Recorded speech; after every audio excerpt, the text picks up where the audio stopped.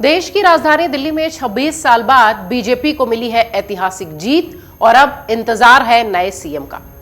खबरें कहती हैं कि नए मुख्यमंत्री और उनके मंत्रिमंडल के सदस्य 20 फरवरी को रामलीला मैदान में शपथ ले सकते हैं। जानकारी यह भी है कि शपथ ग्रहण समारोह 20 फरवरी को शाम 4 बजे के आसपास शुरू होगा। शपथ ग्रहण समारोह में पार्टी शासित राज्यों के तमाम मुख्यमंत्री सभी के शामिल होने की उम्मीद है। इसके अतिरिक्त तमाम वरिष्ठ नेता भी एक शक्ति प्रदर्शन के तौर पर इस पूरे कार्यक्रम को देखते हुए उपस्थित रहेंगे। आपको बता दें कि शपथ ग्रहण समारोह की तारीख और जगह तो तय है, लेकिन फिलहाल दिल्ली सीएम की ताजपोशी पर अभी खुलासा नहीं हुआ है। कई मीडिया रिपोर्ट्स में यह दावा है कि बीजेपी सूत्र ये कह रहे हैं कि 3 नाम इस रेस में आगे हैं और उन्हीं 3 में से मुख्यमंत्री बनाए जाएंगे। आपको बताते हैं कि वो 3 ऑप्शन जो कि चर्चा में चल रहे हैं वो कौन है और इस रेस में ये 3 नाम कैसे आए हैं और कैसे इनमें से एक बाजी मारेगा। सवाल कुछ ऐसा भी है कि क्या बीजेपी के विधायक उन्हीं तीनों नामों में से किसी एक पर मुहर लगा देंगे या किसी चौथे नाम की सरप्राइज एंट्री होगी, जो कि हमने पिछले कई सारे राज्यों में देखा है। उससे पहले बीजेपी के सांसद मनोज तिवारी ने दिल्ली सीएम की अभी तक घोषणा न करने के सवाल पर एक बड़ा बयान दिया। मनोज तिवारी ने कहा कि हम बहुत जल्द 2-3 दिन में ही दिल्ली को सूचना दे देंगे, दिल्ली को सारी सूचना मिल जाएगी। बीजेपी ऐसा कार्य करेगी और हमारा सीएम इतना अच्छा होगा कि दिल्ली को हम 5 साल, लगभग 5 साल के भीतर ही सभी समस्याओं को जो है दिल्ली के जनता की उसको दूर कर देंगे। ये सब बेचैनी है आम आदमी पार्टी की, उनको बेचैन रहने दीजिए।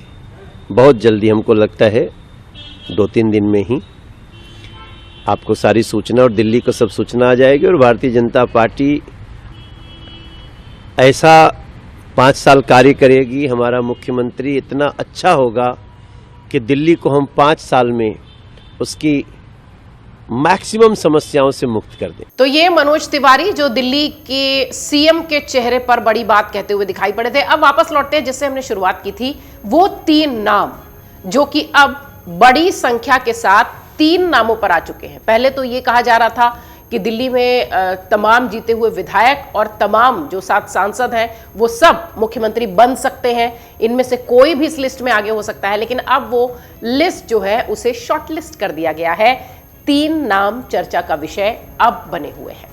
खबरें कहती है कि पूर्वांचली मामला अगर आया तो अभय वर्मा का सीएम बनना तय है। अगर महिला को सीएम बनाने की बात होगी तो रेखा गुप्ता रेस में सबसे आगे है और तीसरे नंबर पर कर्नैल सिंह। इनका पंजाबी होना मायने रखता है। अब इन तीनों नेताओं के बारे में विस्तार से आपको जानकारी देते हैं कि क्यों ये 3 नाम रेस में आए और कौन हैं ये लोग। अभय वर्मा लगातार 2 बार पूर्वी दिल्ली की लक्ष्मीनगर सीट से बीजेपी के टिकट पर चुने जाते रहे हैं। बिहार में मिथिलांचल के दरभंगा से आने वाले वर्मा छात्र जीवन से ही अखिल भारतीय विद्यार्थी परिषद यानी एबीवीपी से जुड़े रहे। दिल्ली यूनिवर्सिटी में लॉ की पढ़ाई करते हुए भी उन्होंने राजधानी में एबीवीपी से ही छात्र राजनीति की जो है अपनी जो यात्रा थी उसे जारी रखा था। पेशे से वकील हैं। अभय वर्मा के लिए शीर्ष नेतृत्व की सहमति होने की संभावनाओं के बारे में चर्चा यह है कि वो सादगी पसंद है, सादगी से राजनीति करने वाले हैं, इसलिए सीएम बनाए जाने की संभावना ज्यादा है। दूसरी बड़ी बात यह है कि वो पूर्वांचल से आते हैं और अगर पार्टी ने दिल्ली के मुख्यमंत्री के माध्यम से बिहार की राजनीति साधने की अगर सोची है तो पहली पसंद अभय वर्मा होंगे, जो कि लगभग तय है। कर्नैल सिंह दिल्ली की हॉट सीट में शुमार शकूर बस्ती से चुनाव जीतने वाले कर्नैल सिंह का नाम पिछले दिनों तेजी से उभरा है।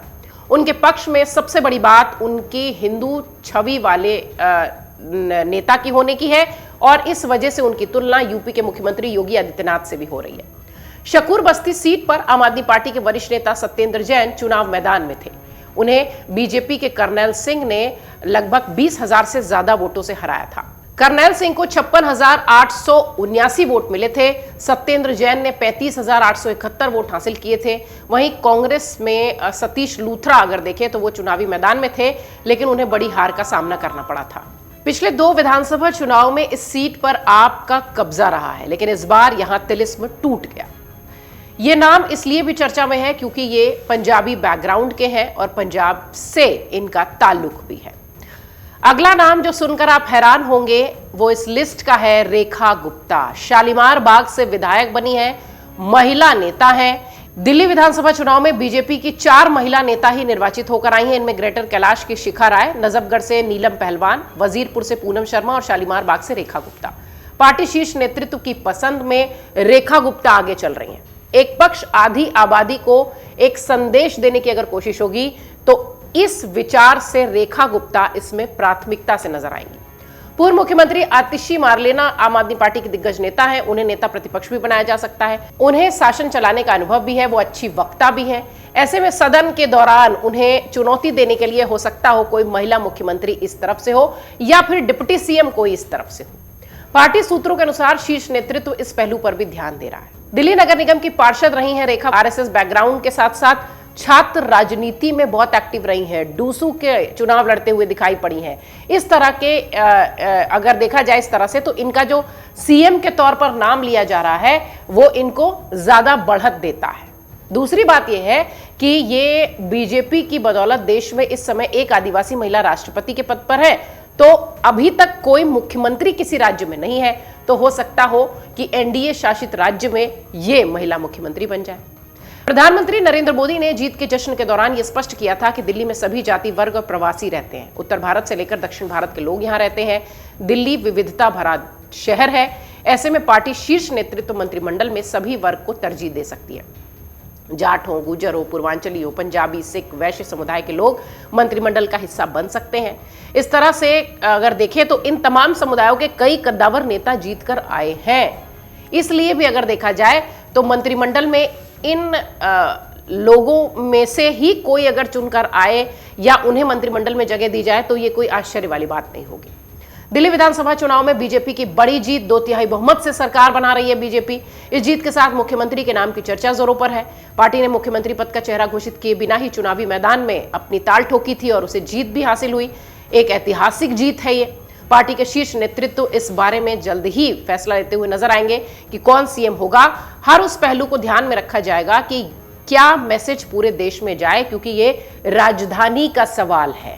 ये जो 3 विधायक हमने आपको बताए, ये जो 3 विधायक जिनके नाम चल रहे हैं, ये सिर्फ अभी कयासों में है। हो सकता हो कोई चौथा नाम सरप्राइज के तौर पर सामने दिखाई देने लगे। बड़ा सवाल यह है कि कैसे बीजेपी ये तय करेगी कि दिल्ली की कमान किसे दी जाए। और आप जानकर हैरान होंगे कि दिल्ली के बड़े बड़े दिग्गज नेताओं को भी ये नहीं पता है कि कौन सीएम की कुर्सी पर बैठेगा।